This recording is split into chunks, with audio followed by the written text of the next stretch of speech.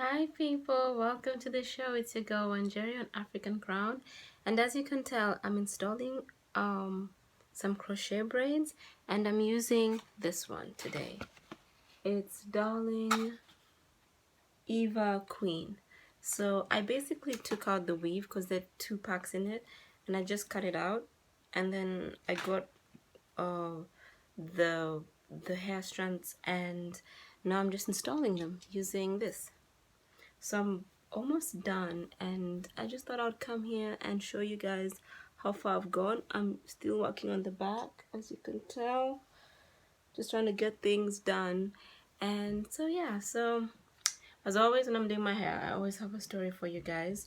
So today, before I even start on the stories, I want to introduce you to another one of my products, which is shea butter, cocoa butter, coconut oil, and this time it's enriched with rosemary oil. But as always, I have a story for you, and today's story is about Vera Sidika. Oh my god, for all those who don't know who Vera Sidika is, she is like a very popular female. Some would call her socialite, some would call her businesswoman, some will call her musician now. She wears many hats, but what has been turning heads of late in Nairobi and internationally is that she has gone back to her melanated color, to her dark skin, and for me, I would have to applaud her for that. Why she did that, I'm not sure. Maybe she got tired of looking like that, or like looking like who she wasn't originally. But I'm just so happy that she went back to looking like a black woman, like a dark-skinned black woman, because the psychological effects of watching a black man or woman change their color, especially when they are in the spotlight, has a way of damaging those who look up to them. Because if, for example, Michael Jackson, the late Michael Jackson, many people, I remember growing up, a lot of us, we used to dance, the moonwalk and everything, you know. But when you read about the history and read about how he changed, it don't matter if you're black or white, And I remember watching that and just knowing that he used to have an afro and now his hair is straight. He used to be black and now he looks more like white. That had an impact on me growing up. And so I just feel like I don't know what psychological issues he went through. I don't know why he changed his skin color. Some say it's for medical reasons, some say it was self hatred. I'm not sure. He's not here, so I can't ask him. I don't know. But the point is, when fans watch that and see someone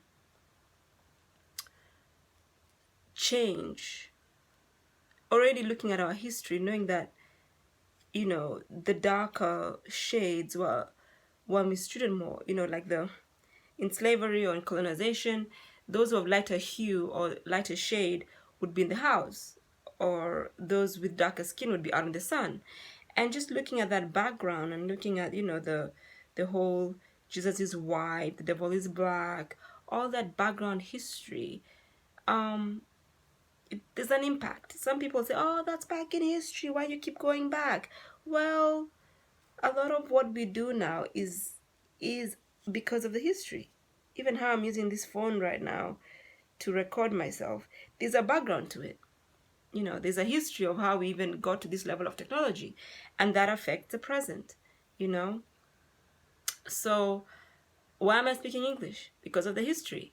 Maybe if uh, other countries had won the wars or had colonized my country, then maybe I'd be speaking French or Portuguese. So, or maybe even, and it, like, the thing is, history affects the present, whichever way you look at it. In terms of technology, in terms of economics, in terms of social, how we socialize, what we speak, what we wear, history has its part to play. So first of all, let's get that out of the way. History is important because it affects the future, it affects reality.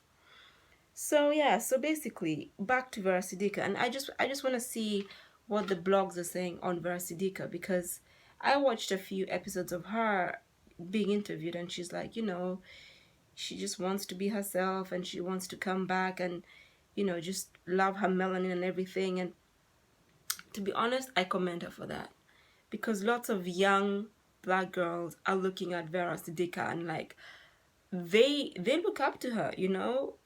A lot of young black girls look up to Vera Sidika, and so just knowing that she's coming back, and I don't know what happened in her life to make her think, you know what, I'm gonna go back to who I really am. I'm gonna look like I did. I don't know what influenced or what impacted her for her to feel that she needs to go back. But all I know is that it's something that I would commend her for. I don't know if it's a permanent change. I don't know if it's for cloud. I don't know if it's to promote her businesses. I don't know if it's permanent or not. But if at all it is permanent, then I do commend her for that. Because lots of black girls are looking up to her. Lots of black girls are looking up to Vera Sidika. And some might say that, she's not a good influence, or she's not who young girls should be looking up to. That is something that I guess is depends on what one views to be positive or not.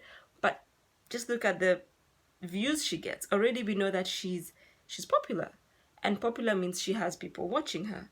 So good or bad, the point is that she's getting the views. And my point is this: seeing a black woman embrace her melanin, that for me is a huge step. And now I'm just waiting for Vera Sidika to have her hair out. I want to see Vera Sidika's natural hair, or at least put on a 4C weave or a curly weave. I want to see Vera Sidika as a full melanated Kenyan. Show us the hair, show us now you've gone back to your natural face, your natural color, which is commendable. I commend you for that, because to be honest, I wasn't happy with the whole bleaching thing. I was like, oh no, there we go again. Because what does that say? What does that say when people are bleaching their skin? Like, the level of skin bleaching products on the planet is ridiculous. The point is, when you see black women selling bleaching products, that shows you how they value or devalue people that look like themselves. And again, that's historical, where we devalue each other. And we need more black women out there who are embracing themselves, embracing the natural beauty, telling women out there, yo, embrace your hair, embrace it. You can put a weave on, you can put your hair straight, you can put it curly, whatever you want to do, but embrace yourself at the end of the day. Because if you're going to have a weave on every day, 365, and it's bone straight, that doesn't work with me. Because at some point we want to see your hair. Sure, weave it up whenever you want to weave it up, but we also want to see your hair at the end of the day. So mine is just to commend Vera Sidika and say, yo, good. As African people, we have a responsibility to those coming after us, to show them that yes, we've gone through this mad history, and yes, we've gone through all this evil and destruction. We're almost literally destroyed by our history, but we are here. We're here, and we're happy to be here, and we're here to undo what was done to us. We are here to restore what was broken. We are here to heal the generational pain of colonization and slavery. We are here to unite what was disunited, what was scattered. We are here to remind ourselves of our culture, remind ourselves of our beauty, and remind each other of our value. Because as I keep saying, if we don't value each other, we don't value our culture, then who's going to do it for us? We have a responsibility, not just to our ancestors, but to those coming ahead of us, to know and to promote us, promote our beauty, to promote our strength, to promote our our our amazingness, because we have to love ourselves. We have to. And we have to encourage those who are coming back to themselves. Capital FM. So this is Capital FM .co.ke. This is 8th July 2019. So the heading says, Black Vera Sidika is black yet again, and the comments by Kenyans are hilarious. The queen of skin bleaching, Vera Sidika, is a dark skin yet again. In her latest Instagram post, the socialite cum entrepreneur Vera Sidika posted a photo of herself with her melanin back, saying that it was good to be back. Never be defined by your past. It was just a lesson, not a life sentence. Feels good to be back. Black don't crack. So there we go. Vera Sidika is back, and she's saying black don't crack. So basically, yeah, so Vera Sidika is back. She's black and she's back. And it's just to all people out there. Anyone who is an influencer, anyone who has the responsibility, please read the history. Read the history of blackness before you take up the responsibility of being up there and being seen by the community as someone that they can look up to, because it's easy to lose a generation. It's easy. It's so easy to save a generation as well, but it's by what those at the top do. Because if you have a great following, then you have a responsibility to teach the right things. So I'm just happy because, you know, we can all change, we can all make mistakes. And for me, I feel like Vera Sidika coming back to being a black woman or looking like a black woman because she's a black woman, I think that's the right step. That's the greatest thing for me that she could have done, you know, because young black girls are coming up. So that's it. Brown skin girls. I'm a brown skin girl. Yeah. Vera Sidika is a brown skin girl. And we need to love our brown skin, our melanin. Let's love our beautiful melanin people. So, Vera Sidika, I'm proud of you, girl. I'm proud of you because young girls out there, my nieces out there, my friends' children out there, we're all looking at you, Vera Sidika, and we're happy that you're embracing your melanin. Teach young girls out there across the globe to love the melanin and to know that we are great people with a great history who are doing great things and will do great things.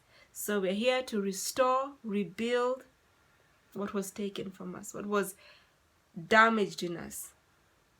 We need to love ourselves, love each other, and grow as a people. So until next time, it's your girl Jerry on African Crown.